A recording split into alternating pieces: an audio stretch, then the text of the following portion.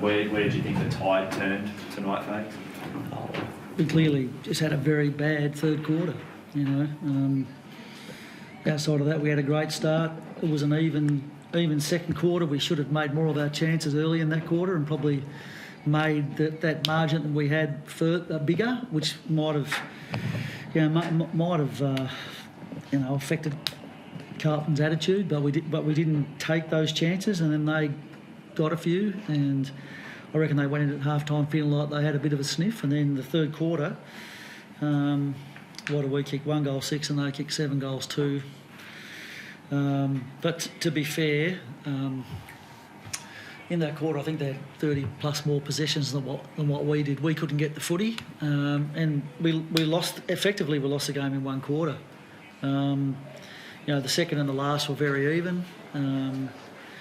It's a 1 point game, but you look at it, and all the key stats in that third quarter, our pressure, which had been so good all night, disappeared, and they were able to dominate possession and score. I don't know where that third quarter came from. I'd be interested to talk to the players about that. I haven't had a chance to yet. You look at it and you go, clearances are pretty even. They won contested possession by 7. We're, plus 22 on time in forward half, 22% more. There's a lot of things there that say we should have won that game. 26 forward half turnovers to 18. Normally when we get numbers like that, we win 62 inside 50s to 49, 16 marks inside 50, they have 7, and we're losing the game. But it was the third quarter. Everything goes back to the third quarter, and we just couldn't get our hands on the footy, and we made mistakes, and they punished us and got their tails up.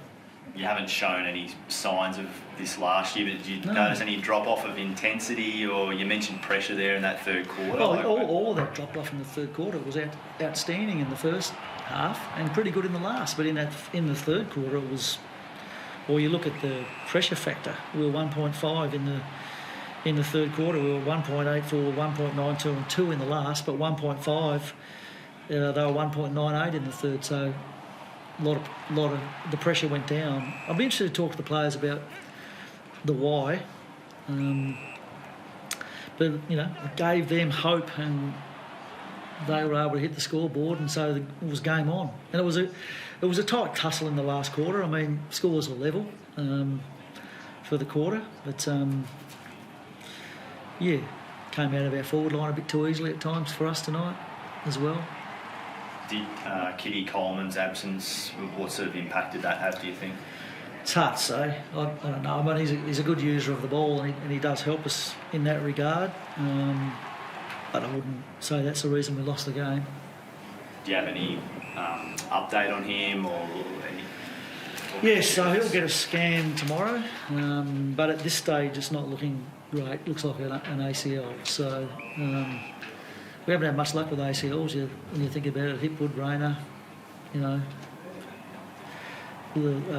Ashy last year, and our Kitty tonight. But it's not confirmed, but more than likely that's what we think. That's a tough play for a team, considering the trajectory that he's been on the last, the grand final game he played, and then what he did last season. That's going to be a tough one for the boys to swallow if it is. We get disappointed for all the lads that get those sorts of injuries, because we know the road back's a long road back. So, it'll create an opportunity for somebody else, which will be their good fortune. But at this point in time, if it goes the way we think, we're sad for Kitty. Obviously, it's a rough night all round, Chris. You've had the injury to Kitty, whatever that is, given up a massive lead, lost this sort of a game at your home ground that you haven't lost at for 18 months now. Like, how do you encapsulate it, and how do you sort of start turning the wheel before you play next time?